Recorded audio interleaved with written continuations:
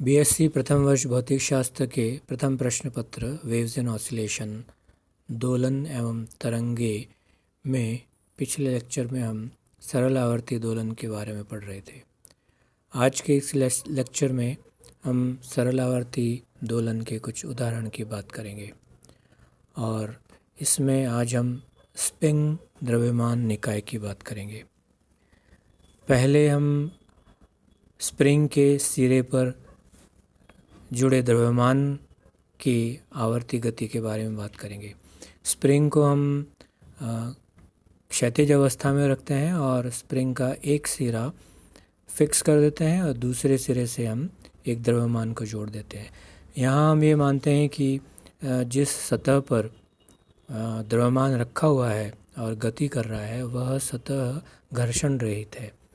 दूसरा, जो स्प्रिंग हम ले रहे हैं यहाँ पर वह हम यहाँ भारहीन स्प्रिंग मान रहे हैं। आदर्श स्थिति की हम बात कर रहे हैं। मान लो स्प्रिंग से जो द्रव्यमान हमने जोड़ा है उसका द्रव्यमान, पिंड जो हमने जोड़ा है उसका द्रव्यमान m है। अगर पिंड को क्षैतिज तल में थोड़ा खींचकर छोड़ दें तो यह पिंड अपनी माध्य अवस्था के इधर उधर दोलन करने लगता है।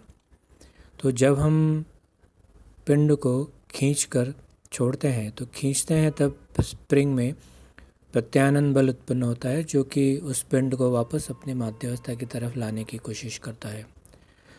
तो जो प्रत्यानयन बल उसमें उत्पन्न होता है वह विस्थापन के अनुक्रमानुपाती होता है और विस्थापन की दिशा के विपरीत होता है। माने जितना ज़्यादा मैं पिंड को खींचूँगा, माने जितनी स्प्रिंग की लंबाई बढ़ेगी उतना ही उसमें उत्पन्न प्रत्यानयन बल बढ़ेगा और यह प्रत्यानयन बल हमेशा विस्थापन की दिशा के विपरीत लगता है। तो सरल आवर्ती दोलन में हमने पढ़ा है कि यह जो प्रत्यानयन बल है उसको हम -kx के बराबर लिख सकते हैं, जहाँ k स्प्रिंग नियतांक है और x किसी समय t पर विस्थापन है। तो बल को हम द्रव्यमान इंटू त्वरण लिख सकते हैं, m d2x upon d2t dt2 equal to -kx। और इस समीकरण को हम थोड़ा सॉल्व करें तो d2x upon dt2 plus omega 0 square x equal to 0 लिख सकते हैं, जहाँ k/m को हमने ओमेगा 0 स्क्वायर लिखा है। तो omega 0 under the root k/m लिख सकते हैं और ओमेगा 0 को हम 2π/t लिख सकते हैं, जहाँ t इस दोलन का आवर्तकाल है, जो पिंड दोलन कर रहा है उसका आवर्तकाल है। तो इससे t का मान 2π√m/k हो जाएगा। तो यह क्षैतिज तल में स्प्रिंग के साथ में जो पिंड हमने जोड़ा है वह जो दोलन कर रहा है उसका आवर्तकाल इस तरह से हम निकाल सकते हैं। इसी तरह से अगर हम स्प्रिंग को ऊर्ध्वाधर लटका दें, माने उसका एक सिरा फिक्स है और दूसरा सिरा से हम एक द्रव्यमान अटैच करते हैं और लटकाया उसको ऊर्ध्वाधर स्थिति में। मान लो स्प्रिंग की जो ओरिजिनल लेंथ है, ओरिजिनल लंबाई है वो L है और जब मैं उससे m द्रव्यमान लटकाता हूँ तो पिंड के द्रव्यमान के कारण उसकी लंबाई थोड़ी बढ़ जाती है। मान लो अब लंबाई L + y0 हो गई। तो इस m द्रव्यमान के पिंड को लटकाने के कारण जो स्प्रिंग में प्रत्यानयन बल उत्पन्न हुआ वो -ky0 के बराबर होगा, क्योंकि y0 स्प्रिंग की लंबाई में बढ़ोतरी या जो पिंड हमने लटकाया उसका विस्थापन हुआ है। तो जब साम्यावस्था है उस समय प्रत्यानयन बल और पिंड का भार ये बराबर होंगे, तभी वो स्थिर अवस्था में होगा, यानी ky0 mg के बराबर होगा। तो k का मान इससे हम लिख सकते हैं mg/y0। अब संतुलन की स्थिति से द्रव्यमान m को हम थोड़ा सा और विस्थापित करते हैं, मान लो y दूरी से विस्थापित करते हैं। तो अब जो प्रत्यानयन बल होगा वो F बराबर -k y + y0 होगा, क्योंकि पहले ही उसकी लंबाई y0 से बढ़ गई थी और y हमने और विस्थापन उसमें पिंड को और विस्थापित किया है y दूरी से। तो पिंड पर नीचे की ओर लगा जो परिणामी बल है वो हो जाएगा, अगर F' कहूँ उसको, तो एम जी माइनस के वाई प्लस वाई ज़ीरो, और एम जी हम जैसा हम पहले बात बता चुके हैं वो के वाई ज़ीरो के बराबर हमने निकाला है, तो उसको यहाँ के वाई ज़ीरो लिख दें तो एफ डैश का मान माइनस के वाई के बराबर हो जाएगा। और एफ डैश प्रत्यानयन बल को द्रव्यमान इंटू त्वरण लिखे, मैंने m d two y upon d t two, यहाँ plus k y equal to zero. तो इससे पहले जो हमने इक्वेशन क्षैतिज स्प्रिंग के लिए लिखी थी उसी तरह की इक्वेशन यहाँ पर आ रही है, और इससे टी यानी आवर्तकाल का मान 2 pi under root M by के, और एम बाई के को मैं वाई ज़ीरो अपन जी लिख सकता हूँ। तो इस तरह से ऊर्ध्वाधर स्प्रिंग से अटैच किए हुए द्रव्यमान की जो दोलनी गति है उसका आवर्तकाल हम इस तरह से लिख सकते हैं। अगर हम तीसरा उदाहरण हम लें, अगर दो स्प्रिंग हैं उनको समानांतर रूप से किसी एक पिन से जोड़ें जैसा कि चित्र में दिखाया गया है, तो यहाँ पर दो स्प्रिंग हैं, एक का स्प्रिंग नियतांक K1 है, दूसरे का K2 है। इन दोनों को ऊपर हमने फिक्स कर रखा है और नीचे हमने दोनों स्प्रिंग से एक m द्रव्यमान का पिंड जोड़ा है। पिंड को विस्थापित करने पर दोनों स्प्रिंग की लंबाई में समान परिवर्तन होगा।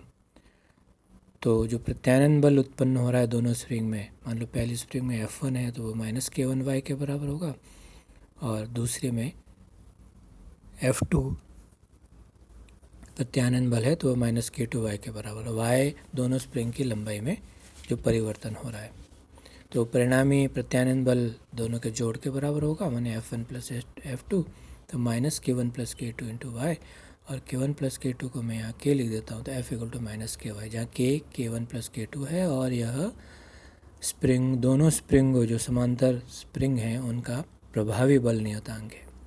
तो इससे जो आवर्तकाल है वो T equal to 2 pi under root M by के,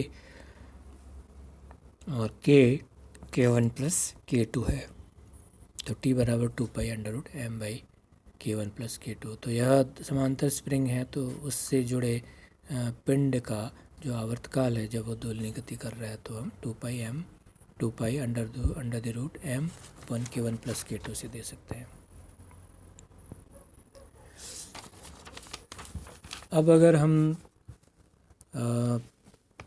दोनों स्प्रिंग्स को चित्र में दिखाए अनुसार श्रेणी क्रम में जोड़ें, दो स्प्रिंग हैं, एक का बल नियतांक K1 है, दूसरे का K2 है, और दोनों को पहली स्प्रिंग को हमने फिक्स किया है दृढ़ आधार से, और उससे दूसरी स्प्रिंग जोड़ी है और उससे हमने पिंड को कनेक्ट किया है। तो अगर मैं पिंड M को विस्थापित करता हूँ तो K1 स्प्रिंग नियतांक वाली स्प्रिंग में मान लो विस्थापन Y1 उत्पन्न होता है, और K2 स्प्रिंग नियतांक वाली स्प्रिंग में विस्थापन Y2 उत्पन्न होता है। तो कुल विस्थापन जो उत्पन्न होगा वो Y1 प्लस Y2 होगा, और जो प्रत्यानयन बल उत्पन्न होगा वो दोनों स्प्रिंग में समान होगा। विस्थापन अलग अलग है दोनों में, पर प्रत्यानयन बल जो उत्पन्न होगा समान होगा।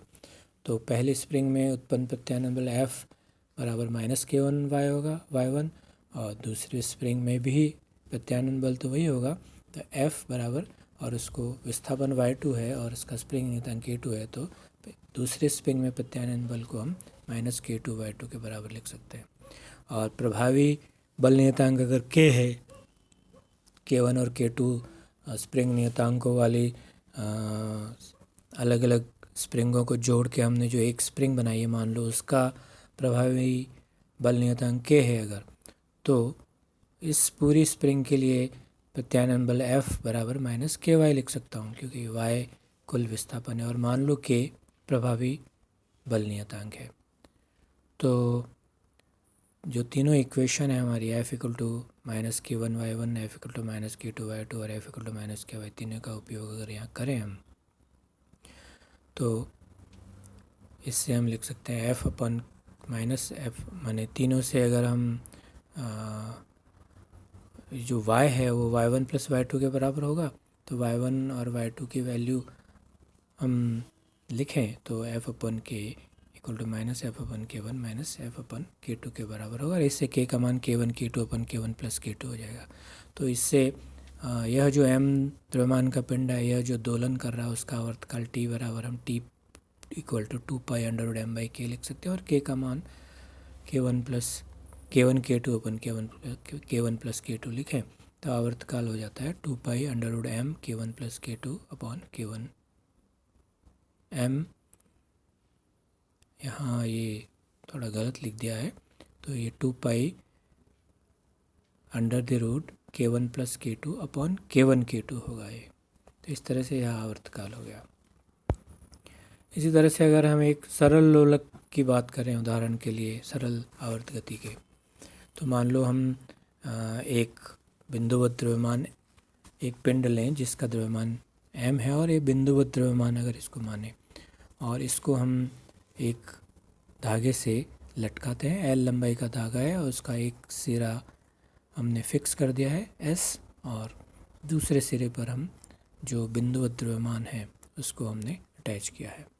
यहाँ हम ये मानते हैं कि यह जो डोरी है जिससे हम पिंड को लटका रहे हैं वह मान लो अवितान्य है और भारहीन है धागा जिससे हम पिंड को लटका रहे हैं। तो साम्य स्थिति O है, SO। इससे थीटा कोण पर अगर हम पिंड को विस्थापित कर से छोड़ें, माने हम A तक ले जाते हैं और उसके बाद उसको अगर छोड़ दें तो यह पिंड दोलन करने लग जाता है। बिंदु द्रव्यमान पर दो बल कार्य कर रहे हैं जब हम उसको विस्थापित करके A पर ला रहे हैं। एक इसका भार जो ऊर्ध्वाधर नीचे की ओर लगेगा mg, जैसा चित्र में दिखाया गया है, और इसके दो घटक, इस भार के दो घटक, एक जो धागे की अनुदिश लग रहा है mg cos थीटा और एक धागे के लंबवत जो mg sin थीटा, जैसा कि चित्र में दिखाया गया है। और धागे में दूसरा बल जो हम बात कर रहे हैं, धागे में तनाव बल T लगेगा जो धागे के अनुदिश है। T और mg cos थीटा एक दूसरे को संतुलित कर लेते हैं और बल घटक mg sin थीटा जो कि धागे के लंबवत दिशा में है और यही उस पिंड को माध्य स्थिति में लाने का प्रयत्न करता है। अतः यह जो बल का घटक है यह प्रत्यानयन बल की तरह कार्य करता है, ऐसा मान सकते हैं हम। तो प्रत्यानयन बल F बराबर माइनस mg sin थीटा हो जाएगा।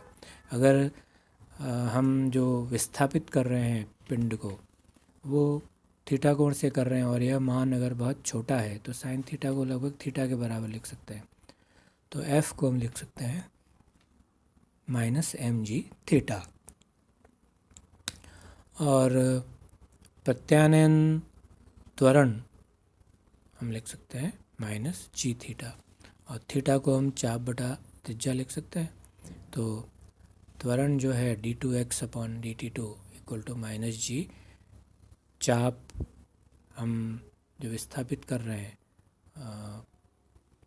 वह जो आर्क है वो मान लो x है और जो त्रिज्या होगी वो l होगी। तो d2x upon dt2 plus g/l x equal to 0 और g/l का ओमेगा 0 स्क्वायर लिखें तो यह इक्वेशन सरल आवर्त गति की इक्वेशन आती है जहाँ ओमेगा 0 अंडर रूट g/l के बराबर हो गया और ओमेगा 0 हम 2π/ओमेगा 0 ओमेगा 0 को 2π/t लिख सकते हैं और इससे हम आवर्तकाल t का मान निकाल सकते हैं 2π/L/g। तो यह आवर्तकाल हमने उस सरल लोलक का आवर्तकाल निकाला है जो जिसमें L लंबाई के धागे पर हम किसी पिंड को लटका रहे हैं। तो हम ये देखते हैं कि यह जो आवर्तकाल T है यह आवर्त आयाम पर निर्भर नहीं करता, यह डोरी की लंबाई और गुरुत्वीय त्वरण g पर निर्भर करता है।